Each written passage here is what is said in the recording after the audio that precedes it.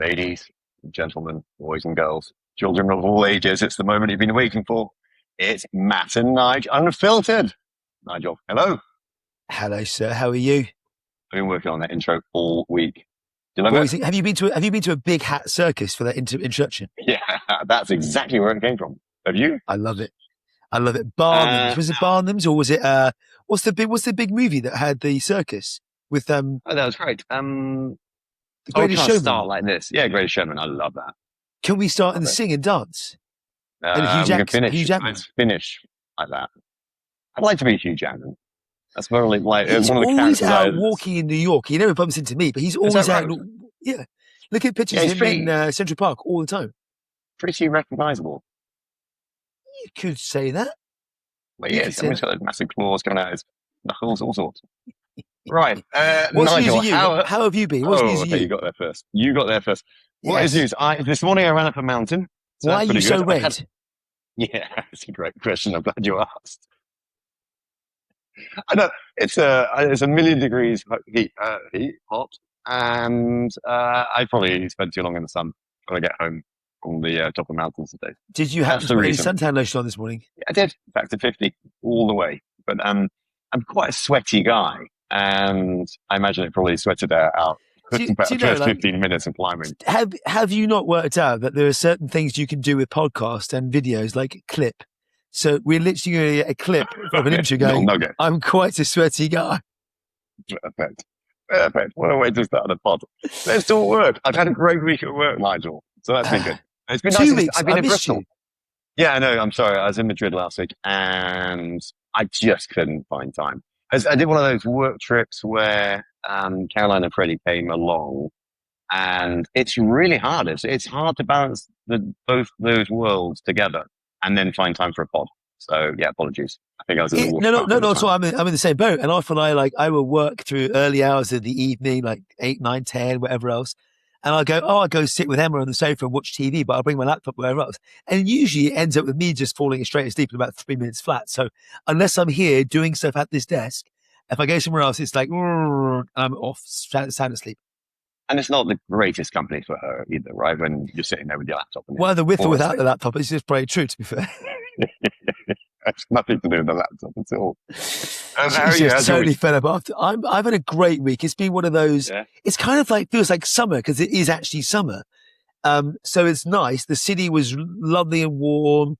I actually went to work the other day in shorts and t-shirt. Like I wouldn't normally go in shorts, but I was A, not planning to go to the office, and B, meeting friends for lunch that I thought they're not going to mind if I turn up in shorts because it was quite like a chilled out lunchy day, which was great. I ended up going back into the office. Of course, there was no one there, but apart from one of our very senior people. And I turn up in the, hello, welcome to me and my legs. But there you go. So it was good. It's been a really good week. Busy as ever. Good.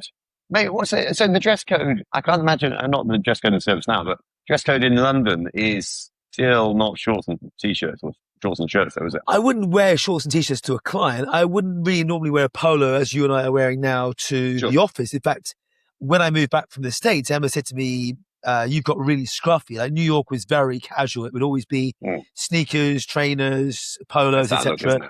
London for me is very much shirt, jacket, trousers and shoes. Whereas I've almost stopped wearing trainers to the office now and wear shoes predominantly.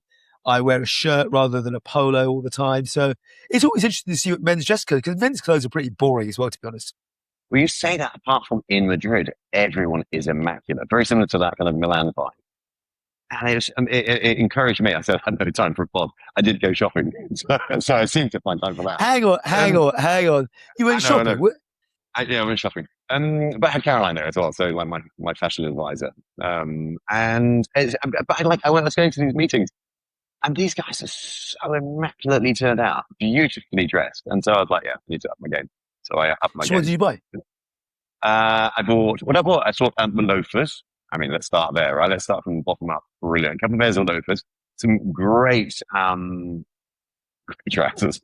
Not sure really how to describe them, but great trousers.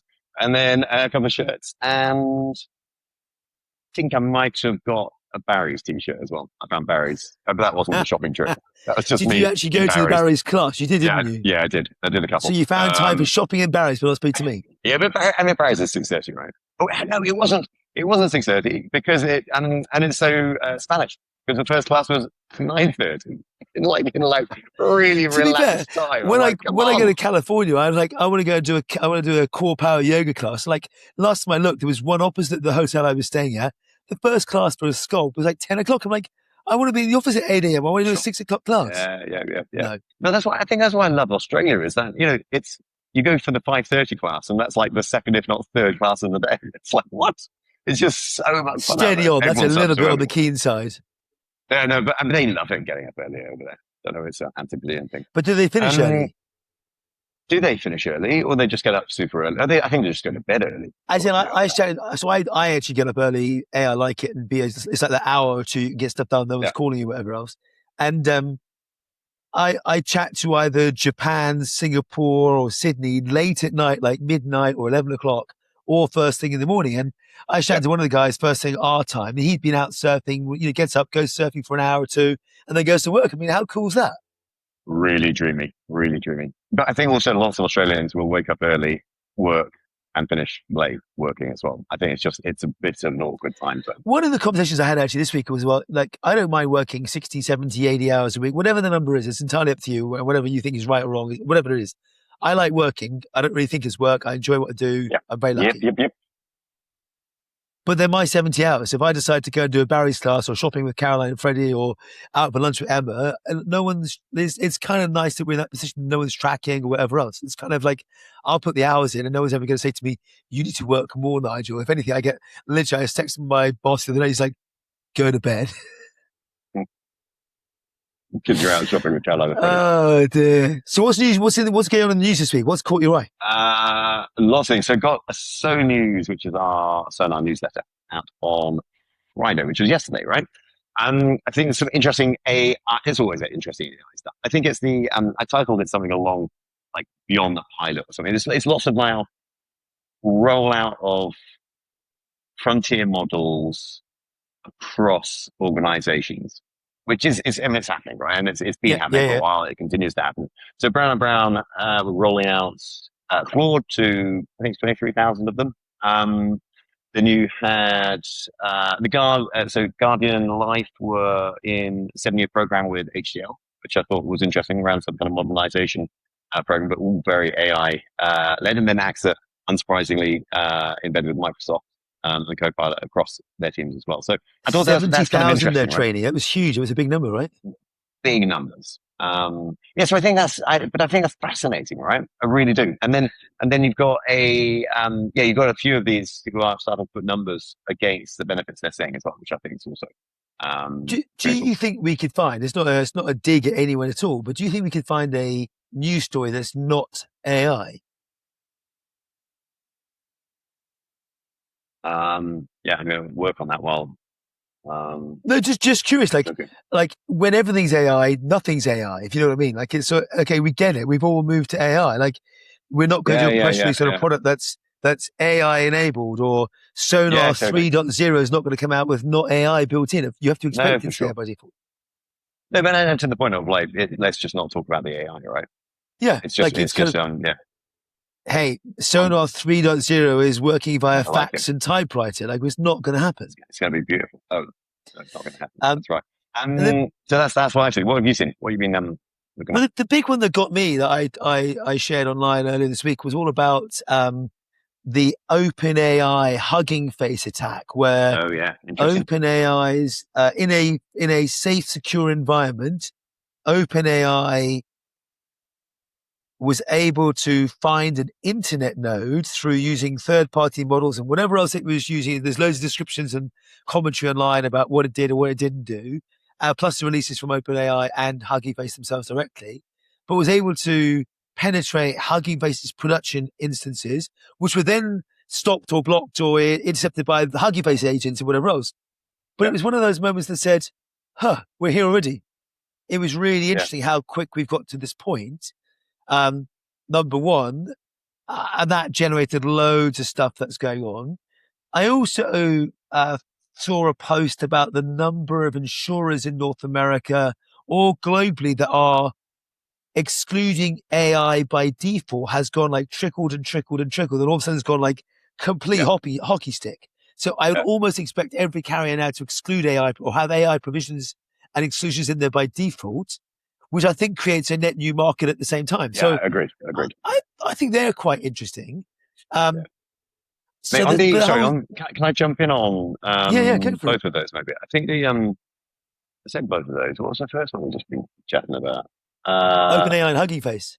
Yeah. So that it was really interesting. So reading that was because I think it was reported last week, and it's just the journey of that then becoming public knowledge and whatnot. But then it's kind of how that goes through the market. So there's a conversation around a real conspiracy theory around actually it was OpenAI's plan to do that because there were a couple of models that they were working on in some kind of protected, closed environment that somehow got out, and actually did they just leak them out there to show the power of what they're able to achieve against Claude that's seemingly taking the front runner spot over AI, over ChatGPT. And so I thought that was kind of an interesting angle of consideration, right? So let's not take everything for fact. I would agree with that. And actually, Zoe Kleiman, the BBC editor for tech, came on. She's on a sabbatical at the moment, but she came back and said, "Hey, I know I'm off, and I'm not checking my BBC email, but by pure coincidence, both these companies that are released, Mythos, Fable, this new cyber model, are also happening to be IPOing very shortly too." Interesting, so that was interesting. Yeah. And then related, that's interesting. Go on, what was what was your second one? No, go on. Related to this though was the US cyber bill or US security bill that said we're going to insist everyone has a kill switch. Now, on one side, they're going, we want to be able to control it and be able to go, hey, your AI has gone rogue, kill. And on the flip side, one of the, not Hegg said, he's the Minister for War. The other guy, the business, was going, whilst we're saying it's a kill switch, what we mean is, don't worry, we're not going to stop giving you access to these things. So I think they're on one hand, they're going, how do we not let this thing out of the bag? On the other hand, they're going, let's export these things and make loads of money for the US. So it's a tricky position. They were suggesting a kill switch for the AI companies. So those frontier models, they just literally would turn them off. Yeah, the AI kill switches are a thing, and the US bill has been announced a while back. The Bank of England announced kill switches previously. We are going to need something to go to this OpenAI exact example. How on earth do we go, stop, it's all going wrong? Where's our big red button? And then we go back to the conversation of, are we to use frontier models or do we build our own? In fact, it wasn't, and if I'm right in saying, didn't they, Hugging Face, get out of trouble by using an open source model from China as well? It was something like that. It was again, just remarkable story. They did, and it was because their guardrails they had in place wouldn't let them go outside their guardrails. So they had to use a different thing. That's right. But I think look, I'm like you, I'm the eternal optimist. What I love about all this is, net, I feel we're going to have a bit of a ropey couple of years while we solve this sort of stuff. But shouldn't we, in the end of this, have higher quality software with less bugs and zero-day exploits? Because with the speed at which we're going to find them and then be able to solve them is going to get really interesting. Yeah, that's the positive framing of it, right? Yeah, totally. Yeah, which is cool. Did you see Corgi's latest valuation? Sorry, I don't know why I find it so funny. I'm with you. Like, something is going on here. Why are they going from? They raised 108 million a while back, and now they've extended their round again, and they're worth 4 billion, aren't they? Yeah, or 3.6 billion. I think 4 bill, and that's what 50 something % increase in 8 weeks. I mean, like, my goodness, right? And again, I haven't got into all the detail of it. But just and it's good and bad. But what's the underlying message there? Like, what do they know about insurance that we don't, or what do they know about? What have they got that no one else has done? Like, where does 4 billion compare to Lemonade, for example? Yeah, unanswered. Unanswered. Who've been around for a very long time. Their current market cap is about 5.2 billion from the looks of it.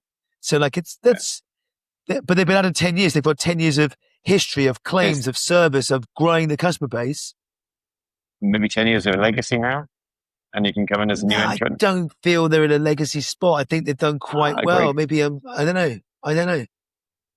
Yeah. It's No, I am. fascinating. Yeah, it is. I am. Yeah, I know. I know one person who is close to them, and I think I need to sit down with that person and get the inside scoop Three on that. funding rounds in 8 weeks. So either it's very expensive to go do stuff, or they have they've cracked the secret sauce to go do something else. So Yeah. look, good luck to them. They launched trucking nationwide recently with Nico and team. Super cool. Would love to see some of the numbers coming out of that. Of course, funding on one side doesn't actually then show you what goes on in claims on the other, does it? No, indeed, indeed. So, What else, fella? What else? uh, what else is going on?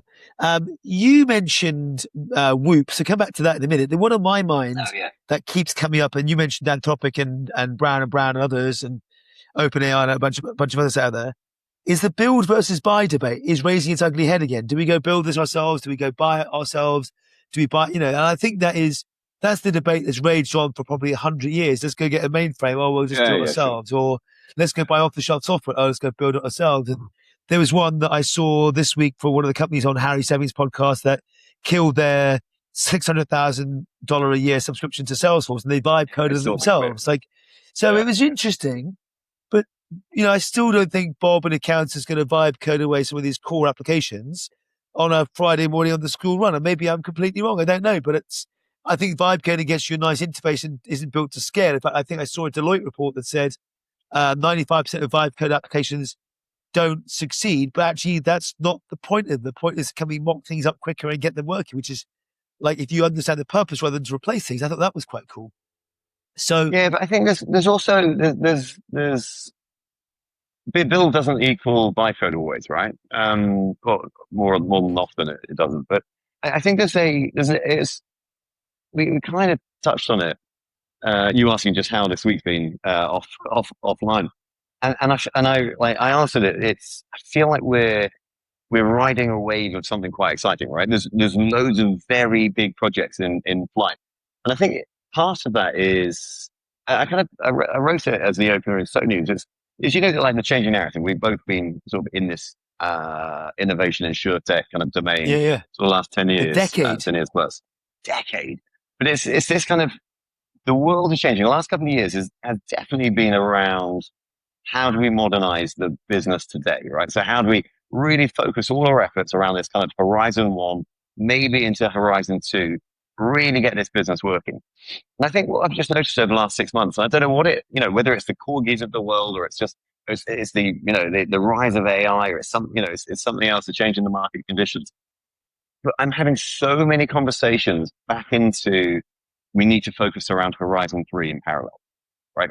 And that's where it starts to become really interesting around this kind of buy versus build, because your options are, you can look for the white space, right? You can look for what are the trends in the market or around the edge of the market that we should be paying attention to. But what you can't do necessarily is be partnering with these emerging tech businesses that may represent the future because they're too early, right? They're too unstable. But what they do is they can inspire you to imitate, to replicate, and actually that kind of ideation, venture building, so not vibe coding, but actually creating proper capabilities in new spaces around the core and current business to give those horizon two, horizon three opportunities. Really, that for me really interests me, right? And I'd go one stage further and I'd go, actually, it's not just new capabilities. What do we pare back from the core and move out where you've got, you remember Gartner's two-speed IT, where you've got, it's operating differently plus that core systems will run at a certain speed back to Corgi doing things for a year. Like it's going to take a year to work these things out, number one. But there are certain things that operate much quicker in P&C retail versus in L&A, for example, which is experiences or chatbots or whatever else. So maybe you push up towards a customer or broker or agent more, where you do vibe code and you do have things that are a bit more funky and exciting that way. And you bring more of the static, slower moving things back to the core. I think there's a lot to be had for that. Yeah, I agree. No, I think it's an interesting time. I think there's a lot of interesting stuff out there. Yeah, buy, build. I think also I'm starting have a load of conversations around, should we stand up for CBC again? Like, oh, okay, we're back on, we're back in investing again. And it's a really interesting time, right? I just I think we talked about it last time. I think these cycles, that occur. And so, yeah, so I mean, I think the whole gamut of, what is the organic versus inorganic, strategy? It's all to play for. It's all has a role. What's right for which company and how we do it. I think that's, super interesting. The other one about build versus buy, or even AI more broadly, Broadly, no, is it broadly, is AI native. And we had this debate, didn't we? Where people go, oh, we're AI native. And I've just come to the conclusion, actually, you're engineering native versus AI native. Like AI native means you were born that way. Most of the insurers I've worked with were not born that way, but they like to be AI first, which is fine. But to get there, you need to be engineering first or engineering native. And if you've got the right tech talent and engineering capability, you can get there. But we can't get there with the current folks that are doing it, I think. Revelation. Yeah, I'm with you. Okay. The companies that will move fast are engineering first. Hey, say again. The companies that move fast. The companies that will move fastest are engineering first more than anything else. Yeah. I think so. In today's world, it has to be that. Yeah, without a question. And then I am about to go on holiday, so I will try and speak to you while I'm away because I'm just like that and I'll miss you. Yeah. But I was asking you earlier, what do you do when you're on holiday? I have a very weird way of switching off, as in I don't really. I will be off calls or whatever else, obviously, but I'm like you. I'm like hoovering up all these things that are going on. And one of the things I want to do when I'm away this time is, other than the books I've got to read, I want to, what can I do to learn stuff? I'm always looking at like Ali K. Miller's stuff, or there's a lady on Instagram and Facebook that I follow that does free AI courses. I'm always curious as little hacks for productivity and all that sort of stuff. So what do you do and where do you go for all your learning? Other than me, it's a great question. So I am a real self-starter, right? So I'll go and hunt stuff out. So if I'm, if I'm learning languages, it will be like Duolingo, or I'll read books, or probably audio books if I'm running. And I'll do a mix of listening to, the same puzzles we listen to, right? So they're kind of business, kind of not. But then I'll do some real sort of, not quite self-improvement, but like how to be a better CEO type boss, like certain books. But they tire me, right? Probably you can see the result. Love people stories. I love hearing about business leaders and the problems they face and how they got over them and all that sort of stuff. I love that sort of stuff. But like doing courses, like, again, on holiday, I don't know, I kind of switch off, especially if holidays with family, right? It's, I don't. If you're lying there on a sun lounger or wherever else, I'm happy to listen to a not podcast. Me. Like, that's, I can't lie on a sun lounger. I'm not very good at doing sandcastle with Freddie. But what do you do? What are you going to do? You're going to read books? I've bought Bill Gurley's latest book to go read, which I'm quite excited by. I've got a book a friend gave me ages ago, which is perfect for you and I, and I'll give it to you afterwards, called Surrounded by Idiots. So I've got to read that. They've been on the bookshelf for ages. I'm rubbish. I love buying books. I'm terrible at reading them. I do the same, especially if friends publish them as well. And then it makes you think you should really read them. And I've still got, and then when I do read them, and then 8 years later, I'm messaging my friends saying it's amazing. And you really wasted that long. It's so bad. Oh man, I'm looking forward to it. Yeah, so I don't know. Like, so in fact, the two people I think you know at least, like both Tom Goodwin and Sam Collett. I can't remember Tom's book, but Sam wrote "Be More Pirate." Both like fantastic books that were written. I remember, like, because I'm Instagram buddies with both of them as well, and I remember, like, one of them was on holiday reading the other one's book, and then the other one was on holiday reading the other. I was like, oh, you guys need to meet. I was just like, it's so fun. That's quite funny. That was really cool. So I'm looking forward to that. But we do have to down tools, recharge.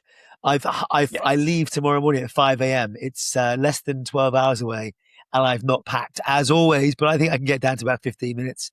I have packed my sports kit. So there's going to be exercise. We are literally. Where are you going? We are off to Sardinia. We're off to Italy. I'm spending the summer in Ity. I've never been before for vacation, lots for work and Milan and whatever else, but never for vacation. So nice. I can't wait. Although it's terrible, obviously. Although looking at the weather in London next week, it's like 30 degrees in London. It's going to be beautiful. Yeah, who needs to go to Italy? What have you It's the got best. planned next week? Oh, same old. And we have so much good work coming through the business, and it means just all of those things from looking at everything from finances to recruitment to making sure that we're delivering great work, right? So it's the whole shebang. So yeah, I'm really bullish about. I'm really enjoying the variety of growth opportunities. It sounds so nerdy saying that, but it's really Here's a cool. question for you. Has your work changed given the AI nostalgia, hysterics, etc., etc.? I.e., 10 years ago, it was how do we innovate and do something differently?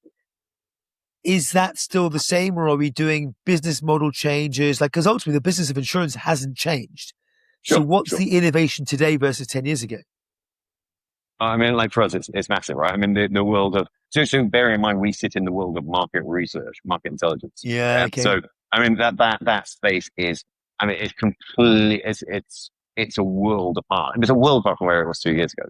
And then how we work with our clients, right? I mean, AI is using frontier models is like a central tenet of how they get intelligence.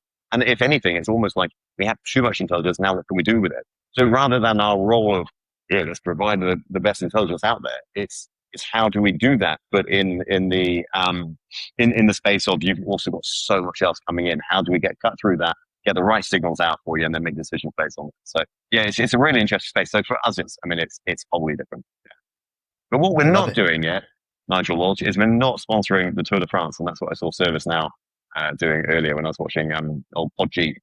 ServiceNow, my Capgemini in my old shop, and we and I were talking about Whoop. Tell me about the Whoop thing, because I'm intrigued. Yeah, we had to wrap up, right? But the Whoop thing is, so Whoop seems to be sponsoring everything at the moment. And they're Every sporting employing event. I love thousands of it. people. Like he's hiring 600 people this year, he said. Is that right? That's so cool. Albeit, look, still Whoopless. Whoopless. There he is. There he is, matching your shirt. Love it. Brilliant. Mate, so what I saw was they, Take your pick when you have too many you're band kidding. Are they all Whoops? Oh, no, they're, brilliant. Look at you. So I have on too the many display, bands. so Podgicker's Whoop data from last night. So his sleep score came up, so 75%. He had 7.5 hours in bed for asleep. Sorry. His recovery from yesterday, bearing in mind both yesterday and today were Altua's ends, right? So finishes. So like it's not high, but it's a proper kind of like 10% gradient plus, which he was climbing at over 20 He kilometers an made up hour. 3 minutes yesterday, I saw. It's ridiculous. Destroyed them. It was incredible. I loved it. And then today, the same, right? But so yesterday, sorry, he woke up this morning with a 40% recovery. That is I mean, higher than incredible. mine. All I did was go out for dinner. Right at the end of the Tour de France, having smashed Altua's yesterday. He woke He's up won with it for 40%. fifth time in a row, right? For fifth consecutive time. Awesome. He's such a Unbelievable. legend. I have It loved does watching. remind me. We need to get out for a bike ride, like a leisurely. Yeah. But you know what came up? The London High Rocks tickets. Let me have a look at that. Let's see what we can find. That is a good time to go. Sayonara, my good friend. Yeah, enjoy your holiday, mate. We'll see you soon. Good to see you. Stay well. Thanks for listening. All bye. Bye.